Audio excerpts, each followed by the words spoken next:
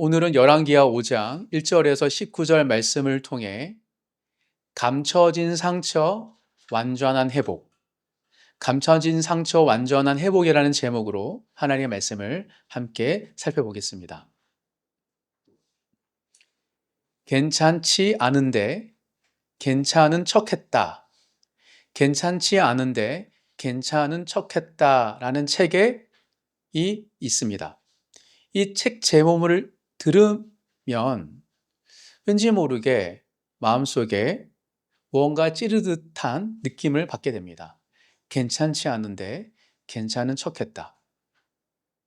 이 책은 아파도 아프지 않은 척, 슬퍼도 슬프지 않은 척, 힘들어도 힘들지 않은 척 살아가는 현대인의 이야기입니다. 열심히 살아왔는데 왠지 모르게 행복하지 않고 늘 무언가 쫓기듯 살면서도 나 괜찮아요 라는 말을 입에 달고 사는 우리들의 이야기죠. 우리는 하루에도 몇 번씩 괜찮아? 괜찮으세요? 라는 질문을 받습니다. 그리고 대부분 우리는 어떻게 말을 하죠? 저 괜찮습니다.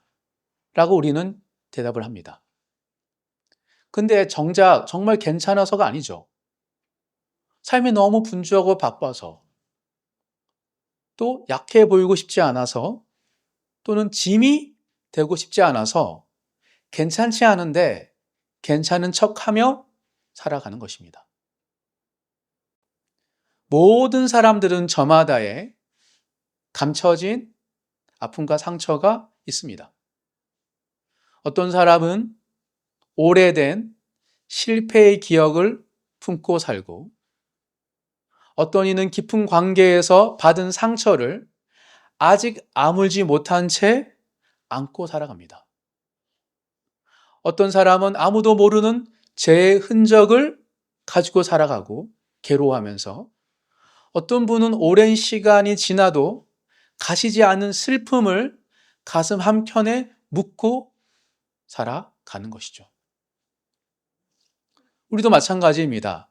우리도 저마다의 방식으로 상처를 감추며 오늘 이 자리에 앉아 있습니다. 그렇다면 이 감춰진 상처는 영적으로 어떻게 해결할 수 있을까요? 정신건강의학과 전문의 정혜신 박사는 1만 2천여 명의 환자들의 마음을 직접 들으며 쓴 책 당신이 옳다, 당신이 옳다라는 책에서 이런 이야기를 합니다. CEO든 가정주부든 겉으로 아무리 멀쩡해 보이는 사람도 안에는 말 못할 상처를 하나씩 품고 살아갑니다. 그리고 그 박사님은 그가 발견한 한 가지 공통된 사실이 있다고 말합니다. 누군가 자신의 상처를 있는 그대로 드러낼 때 그것을 타인이 보고 너가 옳았어, 너가 옳아 말해줄 때 비로소 치유가 시작된다고 이야기합니다. 누군가가 내가 깊은 상처를 탁 터놨는데 상대방이 네가 맞아 라고 얘기하시면 그때 비로소 치유가 시작된대요. 저도 사역을 하면서 비슷한 경험이 있습니다. 보통 저는 목회를 하고 목회 상담을 하면 영적으로 말씀으로 진단하고 권면하는 말을 드립니다. 왜냐하면 우리의 영혼이 빚어지고 성장하는 것이 교회의 본질이고 또 목회자가 줄 수 있는 하나님의 부르심 특권이라고 생각하기 때문이죠. 그런데 정말 가끔씩은 해줄 말이 없을 때가 있어요. 왜냐하면 저조차도 도무지 이해할 수 없고 말할 수 없는 고난 가운데 있는 분을 만날 때입니다. 그래서 어떤 잘못을 해서 이런 일 당했어라고 말할 수 없는, 정말 마치 재앙을 당한 것처럼 불현듯 고난이 온 사람들에게 제가 하나님의 입장에서, 성경적인 입장에서 얘기해 줄 때는 할 말이 없습니다. 그래서 저는 사실 무력감을 느끼거든요. 굉장히 무력감. 그래서 웬만하면 피하고 싶어요. 그런 분들은. 그래서 내가 도울 수 있는 사람 만나고 싶은데 도울 수 없는 사람이 찾아올 때가 있어요. 계속. 그러면 저는 많이 힘드셨겠어요. 당신이 잘못한 건 없습니다. 하나님이 저주한 게 아니에요. 충분히 그럴 수 있어요. 그래서 제가 해줄 말이 없어서 그냥 공감해준 말밖에 한 적이 없습니다. 그리고 그 말을 들었던 그 성도분은 울어요. 분노하다 울다가. 그리고 그런 시간들 몇 번 거치고 나서 오랜 시간이 끝난 후에 그 사람이 저에게 이렇게 말했습니다. 사실 죽으려고 했는데 목사님이 저를 살리셨어요. 제가 깜짝 놀랐어요. 제가 한 말이 없었거든요. 제가 도와준 사람들은 아무도 그런 얘기 안 하는데 정말 내가 안 도와줬던 사람이 내가 무력해가지고 웬만하면 피하고 싶었던 그 사람에게 내가 그냥 공감만 해줬는데 그 사람이 죽으려 하다가 목사님 때문에 살았다는 얘기를 제가 들었습니다. 즉 누군가를 판단하지 않고 그냥 끝까지 들어준 것만으로도 오랫동안 꽁꽁 닫혀있던 마음의 문이 열린 것이죠. 얼마나 따뜻하고 희망적입니까? 공감받는다는 것, 인정을 받는다는 것, 그것이 사람을 회복하는 힘이 있는 것입니다. 저는 이 사실을 진심으로 동의했고 경험했습니다. 그런데 여기서 한 걸음 더 깊이 생각해 봐야 할 지문이 있습니다. 과연 당신이 옳다는 말이 진정한 치유를 가져오는 것일까? 진정한 그 사람의 내면을 치유할 수 있을까라는 질문입니다. 스위스의 기독교 의사이자 상담가였던 폴 투리니에는 이렇게 말합니다. 그가 쓴 책 비밀에서 비밀을 드러내는 것 자체가 치유가 아니라고 말합니다. 즉 아무에게나 털어놓는 것은 오히려 더 깊은 상처가 될 수 있다고 말하면서 진정한 치유는 비밀을 지켜주고 그 비밀을 정말 감당할 수 있는 사람들에게 내어놓을 때 비로소 치유가 시작된다라고 말을 합니다. 그 무턱대고 당신이 옳다라고 치유되는 게 아니라는 거예요. 그렇다면 우리의 감춰진 상처를 온전히 받아줄 수 있는 그 존재는 과연 나에게 우리에게 누구일까요? 사람의 공감에는 한계가 있습니다. 아무리 사랑하는 사람도 아무리 훌륭한 치료자와 상담가가 목회자도 우리 영혼 가장 깊은 곳까지 들어와 우리를 치유해 줄 수 없습니다. 나도 내 문제를 해결하지 못하는데 어떻게 타인이 해결할 수 있습니까? 그렇다면 성경은 내 안에 감춰진 상처, 아픔, 죄에 대해서 그 결과물에 대해서 어떻게 말하고 있는 것일까? 이 관점으로 주어진 말씀을 살펴보도록 하겠습니다. 오늘 본문에 등장하는 나아만이라는 인물이 있습니다. 우리 다시 한번 열왕기하 5장 1절을 한 절 그 나아만에 대해서 한번 읽어보도록 하겠습니다. 다 같이 읽겠습니다. 아람 왕의 군대 장관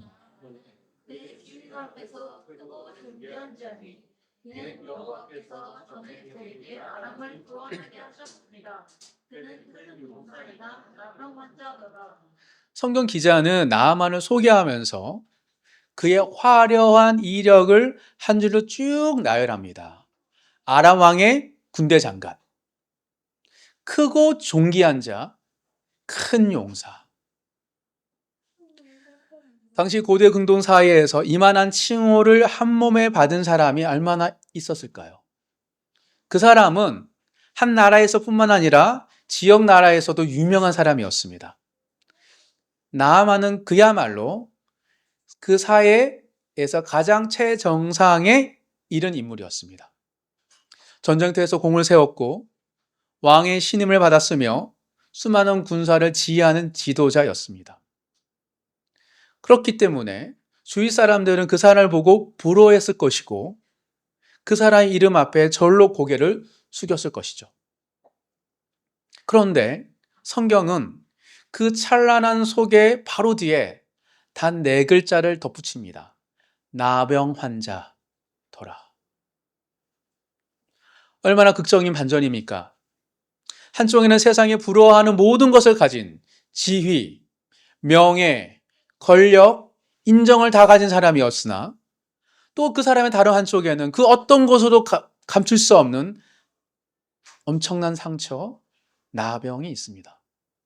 나병은 단지 피부 질환이 아니었습니다.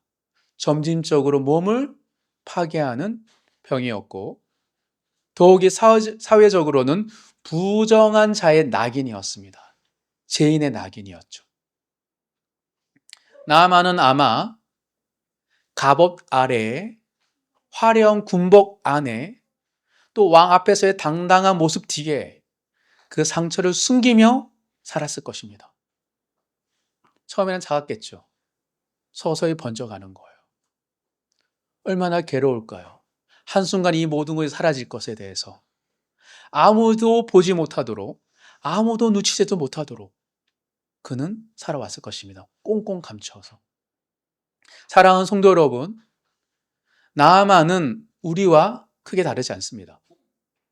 우리도 저마다의 갑옷을 입고 가면을 쓰고 이 자리에 앉아 있기 때문이죠.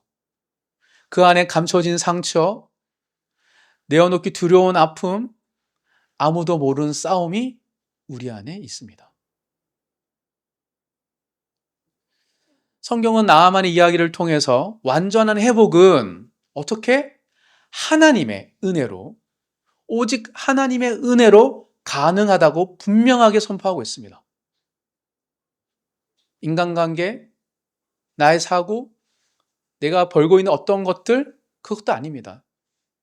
교회 공동체도 아닐 수 있어요. 오직 하나님의 은혜로만 치유될 수 있다고 분명하게 선포하고 있습니다. 열왕기하 5장 본문에서 발견한 하나님의 은혜에 대한 세 가지 특징을 함께 나눌 때 오늘 이 자리에 온 우리도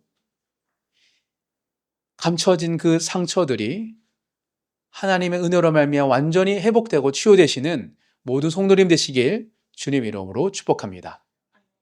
크게 세 가지로 그 하나님 은혜에 대해서 함께 살펴보도록 하겠습니다. 첫 번째, 완전한 회복을 주시는 하나님 은혜의 첫 번째 특징은 은혜는 받는 것이지 사는 것이 아닙니다. 하나님 은혜는 그냥 선물이지 우리가 살 수 있는 것이 아니라는 사실이에요. 나아만에게는 마침내 기회가 찾아왔습니다.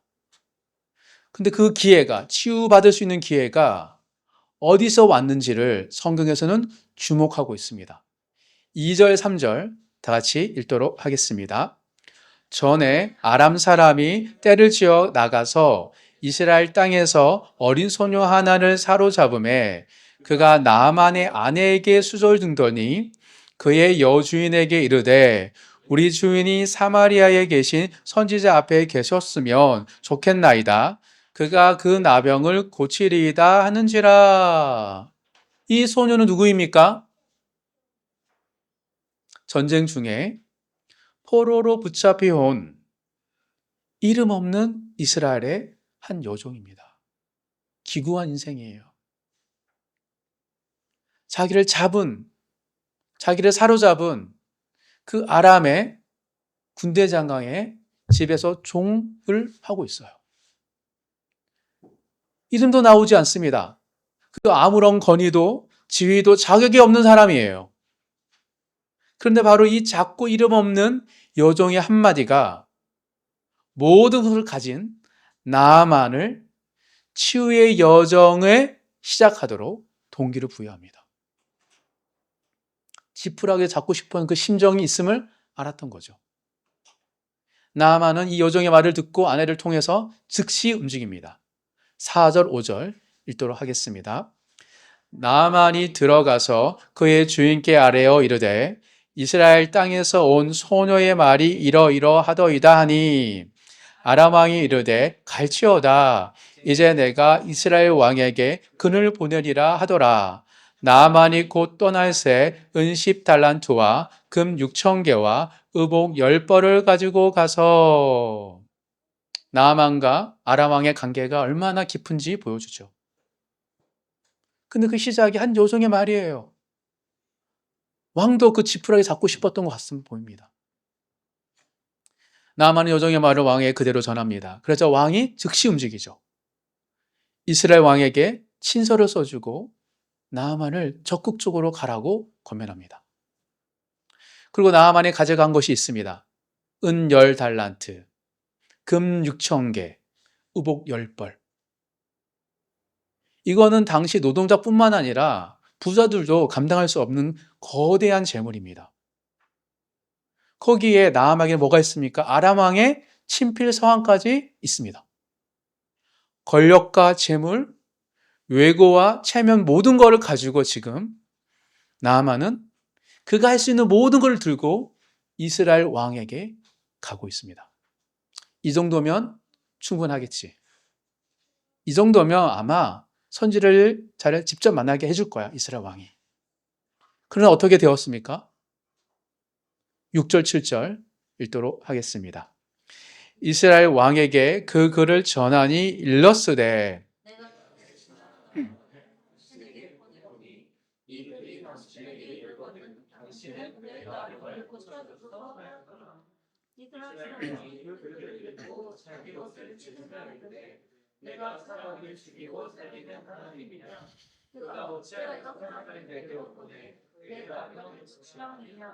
너는 깊이 생각하고 저 왕이 틈을 타서 나와 더불어 시비하려 함인 줄 알라 하더라.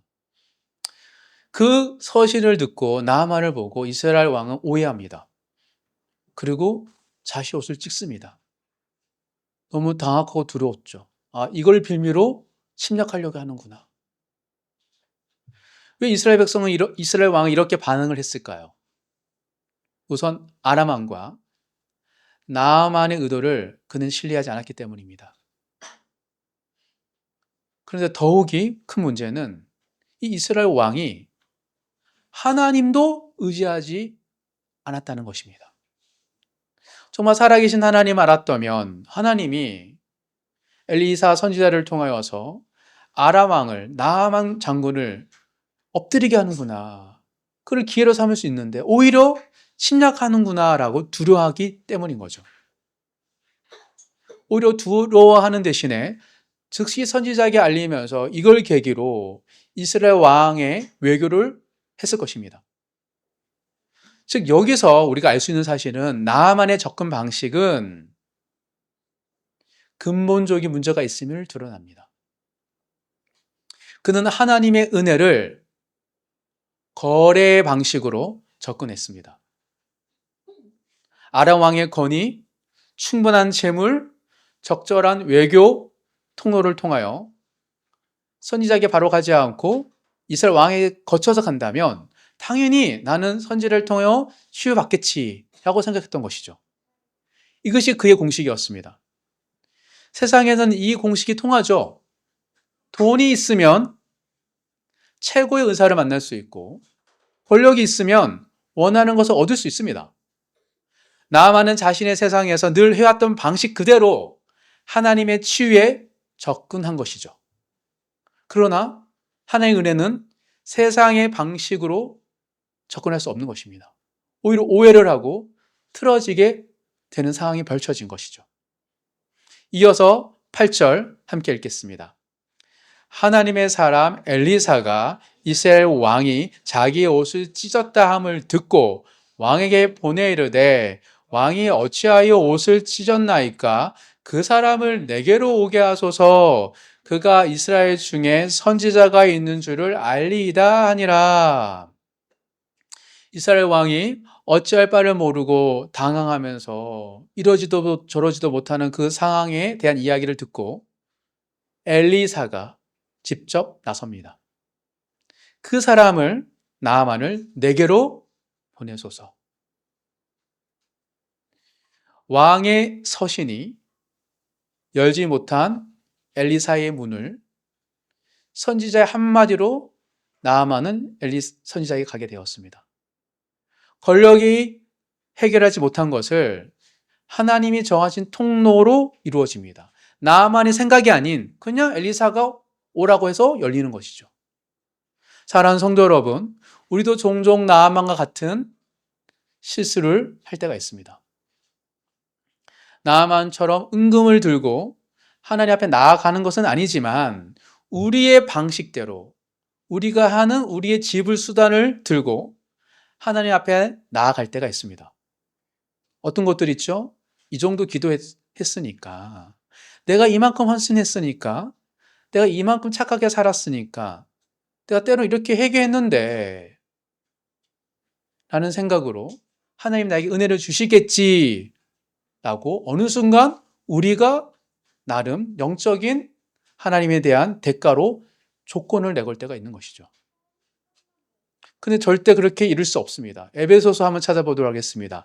에베소서 2장 8절 9절은 이렇게 말하고 있습니다. 하나님 은혜에 대해서 에베소서 2장 8절 9절 다 같이 에베소서 2장 8절 9절을 함께 읽겠습니다. 너희는 그 은혜에 의하여 믿음으로 말미암아 구원을 받았으니 이것은 너희에서 난 것이 아니요 하나님의 선물이라. 행위에서 난 것이 아니니 이는 누구든지 자랑하지 못하게 함이라. 하나님의 은혜는 무조건적인 선물입니다. 은혜는 자격이 있는 자에게 주는 보상이 아닙니다. 은혜는 받는 것이고 주어지는 것이지 내가 획득하거나 사는 것이 절대 아닙니다. 나만의 은금이 아무 소용이 없었듯이 우리의 노력과 공로도 하나님 은혜 앞에서는 어떤 조건이 되지 않습니다. 따라서 빈손으로 조건 없이 하나님 앞에 나아오는 것, 그것이 은혜로 회복되는 첫 발걸음입니다. 그래서 제가 아까 얘기했던 것처럼 무력했는데 은혜가 됐던 것처럼 무력해요. 하나님 앞에 나아갈 때 굉장히 보잘것없는 나 자신을 보여요. 이런 마음으로, 이런 태도로, 이런 생각으로. 근데 그것이 은혜를 사모하는 사람들의 첫 번째 발걸음이어야 되는 것이죠. 있는 그대로, 지금 이 모습 그대로 주님의 보좌 앞으로 나아가 완전한 치유를 경험하시는 모든 성도님 되시길 주님 이름으로 축복합니다. 뭘 해서가 아니에요. 즉시 주님 앞으로 나아가야 돼요. 둘째, 완전한 회복을 주신 하나님의 은혜의 특징 두 번째는 낮아질 때 비로소 치유가 시작됩니다. 있는 그대로 나아가잖아요. 그리고 낮아질 때 치유가 시작됩니다. 하나님 앞에 갔는데 있는 그대로 하나님에 대해서 무례하게 하고 교만하게 하면 치유가 안 돼요. 하나님 앞에 나아가면 낮아지는 게 필요해요. 그때 치유가 시작됩니다. 이제 나아만은 엘리사의 집 앞에 섭니다. 9절 함께 읽겠습니다. 나아만이 이에 말들과 병거들을 거느리고 이르러 엘리사의 집 문에 서니 말들과 병거들을 거느리고 홀로가 아닙니다. 위풍당당한 모습으로 여전히 그는 엘리사의 집 앞에 섭니다. 아람 군대의 총사령관인 선지자의 치유를 구하기 위해 한 선지자의 집 문 앞에 서 있습니다. 위풍당당하게. 가오가 있죠. 내가 나병이 있어도 내가 죽어도 내 가오는 지키는 거예요. 그런데 엘리사가 어떻게 반응합니까? 10절 읽도록 하겠습니다. 엘리사가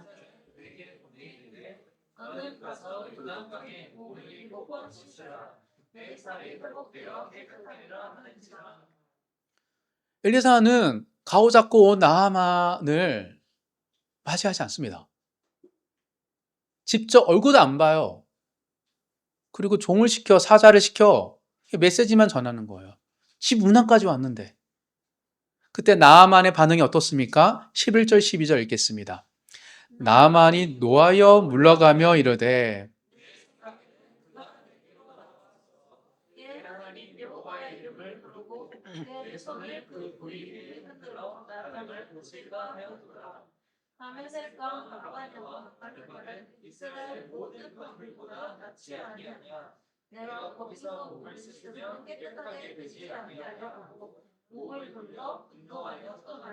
그는 분노했습니다.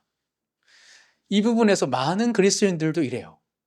조금만 뭐 하면은 되게 화를 내고 안 해요. 그렇죠. 내 생각에는. 이 세 글자에 나만의 분노의 문제 핵심이 있습니다. 뭔가 건드려지면 사람들이 탁 뭐가 꼬아지면 딱 갑자기 태도를 바꿔요. 그는 치유가 어떻게 이루어져야 하는지 이미 그의 머릿속에 그림이 있었습니다. 내 생각에는 선지자가 직접 나와야 한다. 내 앞에 서야 한다. 여호와 이름을 부르며 손을 들어 병든 부위를 향해 흔들어야 한다. 적어도 아람 군대 총사령관에게 걸맞는 대우를 해야 된다. 근데 현실이 어떻습니까? 선지자는 나오지 않았고 그냥 종을 통해 통보하듯 말했으며 그것도 그 방법이 그 처방이 나아만 입장에서는 흙탕물 요단강에서 7번 들어갔다 나오라는 얘기였어요. 그 말 듣고 분노하죠. 나아만이 분노한 것은 단순히 방법이 마음에 들지 않아서가 아닙니다. 사실은 자존심의 문제였어요. 내가 누군데? 내가 지금 여기까지 오려고 어떤 걸 했는데? 아람 왕도 이스라엘 왕도 나아만을 함부로 대하지 않아요. 그런 존재가 아닙니다. 엄청난 사람이에요.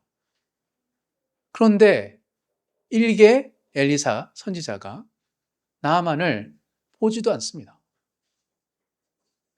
나아만의 상한 자존심이 치유의 문 앞에서 그래서 돌아서게 합니다. 자존심 상하면 사람들이 치유 안 받으려고 그래요. 놀랍죠? 근데 오늘날 우리도 마찬가지입니다. 조금만 건드려지면 안 해요. 그런데 여기까지 오기까지 얼마나 많은 걸 했어요, 지금 나아만이. 근데 열받아서 다시 가려고 그래요. 그 절체절명의 순간에 누가 나섭니까? 13절 다 같이 읽도록 하겠습니다.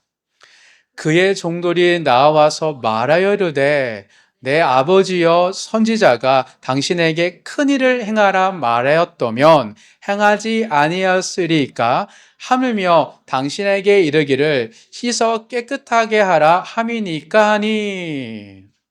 그 절체절명의 순간에 나아만을 따르는 부하 종들이 딱 등장합니다. 이름 없는 종들입니다. 앞서 이름 없는 이스라엘의 여종의 한마디가 나아만의 여정을 시작하겠죠. 이제 또다시 이름 없는 종들이 의 말이 나아만을 치유의 자리 요단강으로 이끌고 있습니다. 하나님은 이 나아만의 이야기 속에서 내내 낮고 이름 없는 자들, 낮고 이름 없는 자들을 통해 나아만을 이끌고 계세요. 아람 왕도 아닙니다. 이스라엘 왕도 아니에요. 이름 없는 낮고 비천한 자들을 통하여 나아만을 선하게 이끌고 계십니다. 종들의 말을 들어보십시오. 선지자가 당신에게 큰 일을 행하라 하였더라면 행하지 아니했을까요? 얼마나 지혜롭고 정확한 말입니까? 지금 나아만이 자존심이 스크리됐다는 걸 안 거예요. 나아만이 거부한 것은 방법의 문제가 아니라 자존심의 문제였다는 것을 종들은 꿰뚫어보고 그를 비춰주고 있는 거예요. 나아만에게. 오히려 어려운 일을 시켰더라면 했죠. 나아만은. 근데 너무나 단순하고 너무 낮은 방식이라 자존심이 허락하지 않은 거예요. 근데 여기서 아주 중요한 포인트가 있습니다. 놀랍게도 나아만은 이 종들의 말을 귀담아 들었습니다. 당신 신분 사이에서 종의 말을 얼마든지 무시할 수 있습니다. 그러나 나아만은 자신보다 낮은 종들의 말 앞에 마음이 계속 열어요. 여종의 말을 듣고 따르고 또 이렇게 자존심 세웁니까? 라고 돌려 얘기하는 자기 부하들의 말에 또 마음이 열어요. 바로 이 순간이 나아만의 교만이 비로소 꺾이기 시작하는 순간들입니다. 낮은 자의 말을 경청하는 것. 나아만이 원했던 크고 놀라운 방식의 말이 아닌 비루하고 비천한 자들의 말을 따르는 나아만의 경청을 통하여 하나님은 이미 나아만을 겸손하게 하시면서 치유의 과정을 이끄셨던 것입니다. 그리고 나아만은 마침내 요단 강가로 내려갑니다. 14절 함께 읽겠습니다. 나아만이 이에 내려가서 하나님의 사람의 말대로 요단강에 7번 몸을 감니 그의 살이 어린 아이의 살같이 회복되어 깨끗하게 되었더라. 그의 살이 어린 아이의 살같이 회복되어 깨끗하게 되었더라. 얼마나 놀라운 장면입니까? 이것은 단순히 피부 질환의 치유가 아닙니다. 나아만이 요단강물에 들어간 것은 자신의 방식을 포기한 것이고 자신의 논리를 내려놓는 것이었으며 장군의 자존심을 꺾은 것이었습니다. 그가 낮아진 바로 그 순간에 나병이 치유되었습니다. 사랑하는 성도 여러분, 여러분은 하나님 앞에서 신앙생활을 하면서 하나님께 어떤 조건을 달고 있지는 않으십니까? 하나님 이렇게 해주시면 제가 순종하겠습니다. 하나님 이것만은 건들지 말아주세요. 제가 납득할 수 있는 방식으로만 저를 이끌어주세요.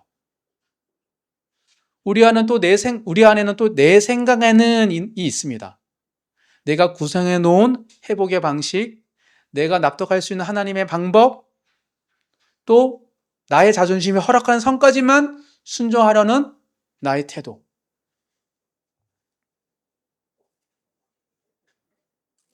그런데 하나님은 때로 우리에게 나만의 종들 같은 사람들을 보내십니다. 그런 방식이 아니라 낮고 비천한 자들의 말을 통하여 우리를 계속 낮은 자리로 이끄시는 것이죠. 나보다 낫다고 생각했던 사람, 내가 대수롭지 않게 여겼던 사람, 그 사람의 말을 통해 하나님이 말씀하실 때가 있어요.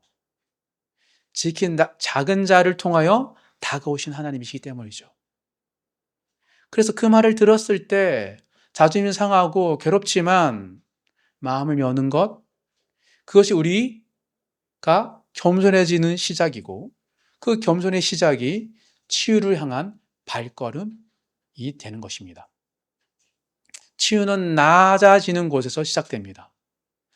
나아만이 요단강에 내려갔을 때 그것은 물리적으로 내려간 것이 아니었습니다. 교만을 내려놓는 것이었고 자신의 방식을 포기한 것이었습니다. 바로 그 낮아짐의 자리에서 어린아이의 살 같은 회복이 시작되었습니다. 하나님은 지금도 우리에게 이렇게 말씀하십니다.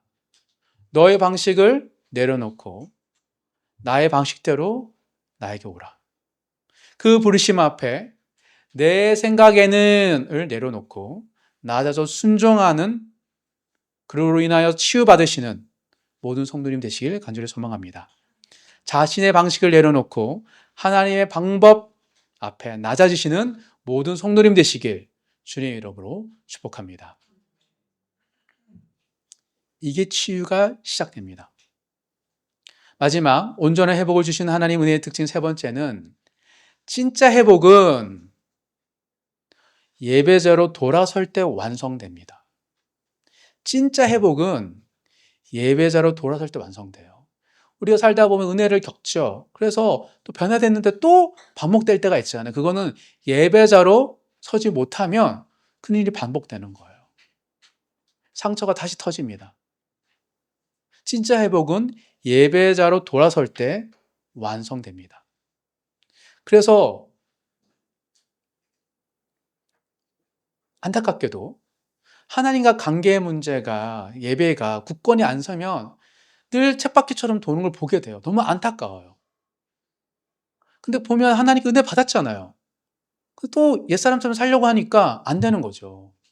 그래서 제일 중심은 뭐냐면 하나님과의 관계 속에서 예배자로 살아가는 것이 핵심입니다. 나아만의 이야기는 14절에서 끝나지 않습니다. 많은 사람들이 나아만의 치유 장면에서 이야기를 마무리하지만 사실 본문은 그 이후에 진짜 클라이맥스가 있다고 보여주고 있습니다. 15절 함께 읽겠습니다. 나아만이 사람에게로 돌아와서 내 앞에 서서 있는데 내가 이제 이스라엘에게 있는 온천의 신이 오는 줄을 아나이다. 청하건대 당신의 종에게서 예물을 받았소서 하니. 치유를 받은 나아만이 돌아가지 않고 엘리사에게로 다시 돌아옵니다. 그리고 만나죠. 그리고 그에 입에서 놀라운 고백이 터져 나옵니다. 이스라엘 외에는 온 천하에 신이 없는 줄 아나이다. 얼마나 엄청난 고백입니까? 나아만은 아람 사람입니다. 이방인이고 평생 림몬 신을 섬기며 살았을 것입니다. 아람의 왕도 군대도 문화도 모두 림몬 신 아래에 있었습니다. 그리고 림몬 신을 잘 섬겨서 그가 그 자리에 선 거예요. 그런데 이제 이 이방 장군의 입에서 이 고백이 터져 나옵니다. 단순한 감사 표현이 아닙니다. 세계관의 전환이고 신앙의 고백이며 예배자의 결단입니다. 그래서 나아만은 이어서 자기가 가져왔던 예물을 드리려고 하죠. 문전박대할 때는 안 줬어요. 치유되니까 이제 다시 엘리사에게 다 주려고 그래요. 근데 16절 읽어보겠습니다. 시작. 이르되 내가 섬기는 여호와께서 살아계심을 두고 맹세하노니 내가 그 앞에서 받지 아니하리라 하였더라. 나아만이 받으라고 강권하되 그가 거절하니라. 엘리사가 거절합니다. 왜 엘리사는 이 예물을 거절할까요? 진실한 마음으로 드리는 예물인데.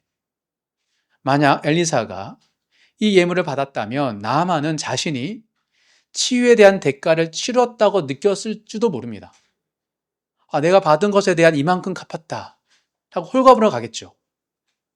그러면 그 경험은 거래로 마무리되고 나아만은 그것으로 하나님 관계를 어느 정도 일단락 정리했을 줄 모릅니다.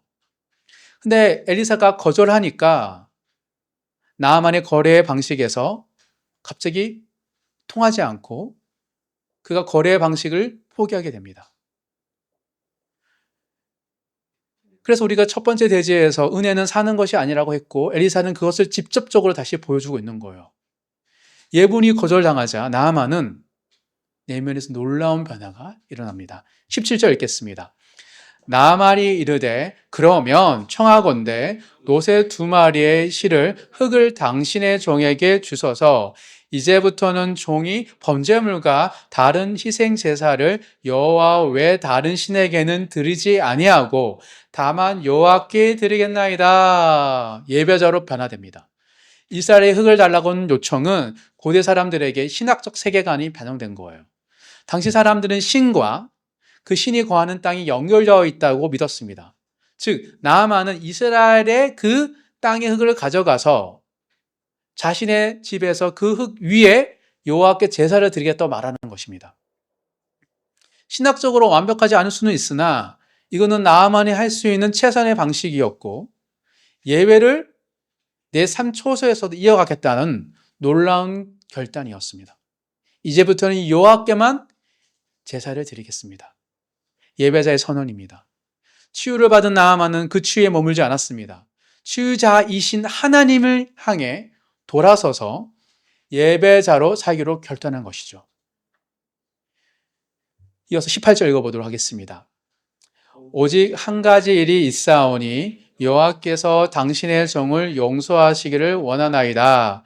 곧 내 주인께서 림몬의 신당에 들어가 거기서 경배하며 그가 내 손을 의지하심에 내가 림몬의 신당에서 몸을 굽히오니 내가 림몬의 신당에서 몸을 굽힐 때에 여호와께서 이 일에 대하여 당신의 종을 용서하시기를 원하니이다 하니. 나아만은 솔직하게 말합니다. 아람으로 돌아가면 왕을 수행하는데 왕이 림몬 신당에 들어가는 상황이 생깁니다. 왕이 절을 할 때 항상 제가 부축하며 일으키는 역할을 하는데 그 순간 내가 약간 굽혀서 림몬 신에게 절하는 것처럼 보일 수 있으나 그것을 미리 고백하며 용서해달라고 말을 합니다. 엄청나게 솔직한 거죠. 근데 이미 한계를 정해놨습니다. 그거는 내가 포기 못해요. 그러니까 완전한 신앙 고백은 아니에요. 연약함이 나와 있습니다. 솔직하지만. 그런데 그 이어서 하는 엘리사의 대답을 한번 살펴보겠습니다. 19절 읽겠습니다. 엘리사가 이르되 너는 평안히 가라 하니라. 그가 엘리사를 떠나 조금 가니라. 평안히 가라. 하나님이 받으신 거예요. 하나님은 완성된 예배자를 요구하지 않으십니다. 나아만에게. 그냥 그의 삶 속에서 돌아서는 예배자. 하나님께 예배드리겠다고 고백하는 그 고백을 받으시기 때문입니다. 나아만의 그 불완전한 고백과 결단을 하나님은 은혜로 받으신 것이죠. 사랑하는 성도 여러분, 진짜 회복은 치유받는 것에서 끝나지 않습니다. 나아만의 나병이 나은 것은 십자절에 일어났습니다. 그러나 나아만이 예배자로 변화된 것은 15절과 19절 사이에 일어난 것이죠. 하나님의 거절을 통하여 예물을 받는 것, 우리의 방식을 거절함을 통하여 우리는 예배자로 변화된 것이죠. 하나님께서 원하신 것은 단순히 피부가 깨끗해지는 것이 아니었습니다. 이방 장군이 하나님을 예배하는 예배자로 돌아서는 것이 하나님의 뜻이었던 거예요. 오늘 이 자리에 있는 우리 모두도 나름 하나님의 은혜를 경험하지만 여전히 아직 예배자로 돌아설 것을 결단을 내리지 못하고 머뭇거리는 분이 계실 줄 모릅니다. 은혜는 받았지만 믿음은 흔들리지 않지만 그렇다고 내 삶을 속에서 또 예배자로 하나님 앞에 성실하게 정직하게 설 마음을 못하는 분이 계실 줄 모르겠습니다. 나아만처럼 고백하십시오. 이제부터는 여호와께만 예배를 드리겠습니다. 그 예배자의 결단이 완벽하지 않아도 괜찮습니다. 하나님은 완성된 예배자가 아니라 돌아서는 예배자를 받으시기 때문입니다. 치유받은 그 자리에서 치유자이신 하나님 향해 돌아서십시오. 그때 진짜 회복이 완성됩니다. 이제부터는 여호와께만이라는 고백으로 예배자로 살아가시는 모든 성도님 되시길 주님의 이름으로 축복합니다. 말씀을 정리하겠습니다. 오늘 우리는 나아만 이야기를 통해 하나님의 은혜, 감정의 상처를 치유하시는 하나님의 은혜의 특징에 대해서 세 가지로 살펴보았습니다. 은혜는 받는 것이지 사는 것이 아니라는 것, 낮아질 때 비로소 치유가 시작된다는 것, 진짜 회복은 예배자로 돌아설 때 완성된다는 것을 살펴보았습니다. 이 세 가지를 완성하신 분이 계십니다. 바로 예수 그리스도이십니다. 예수님은 첫째, 십자가에서 값을 치르셨기에 은혜가 대가 없이 주어지는 겁니다. 둘째, 예수님이 스스로 낮아지사 종의 형체를 취하셨기에 우리의 모든 교만과 상처가 또 죄가 치유되는 거예요. 셋째, 예수님이 죽음과 부활을 통해 하늘에 거하셔서 우리를 위하여 우리의 처소를 예비하시기에 우리가 담대히 주님의 보좌 앞에, 하나님의 보좌 앞으로 나아가 예배 드릴 수 있는 것입니다. 아무리 타락한 시대라 할지라도, 아무리 감추고 싶은 상처가 깊다 할지라도, 아무리 교만의 뿌리가 내 삶에 깊이 뿌리 내려서 나를 요동치게 한다 할지라도 예수 그리스도 복음 안에서 우리는 참 예배자로 완전히 회복될 수 있습니다. 서론에서 폴 트루의 말이 있습니다. 진정한 치유는 그것을 온전히 받아줄 수 있는 존재 앞에 내어놓을 때 비로소 시작된다. 그 존재가 바로 예수 그리스도이십니다. 우리의 감춰진 상처를 온전히 아시고 우리의 교만을 은혜로 꺾으시며 우리를 예배자로 세우시는 분, 그 예수님께 나아만처럼 나아오시기를 간절히 소망합니다. 내 생각을 내려놓고 이제는 하나님만, 주님만 예배하겠다라는 고백으로 서심으로 감춰진 상처를 완전히 회복시켜 주시는 그 하나님의 은혜를 경험하시는 모든 성도님 되시길 주님의 이름으로 축복합니다.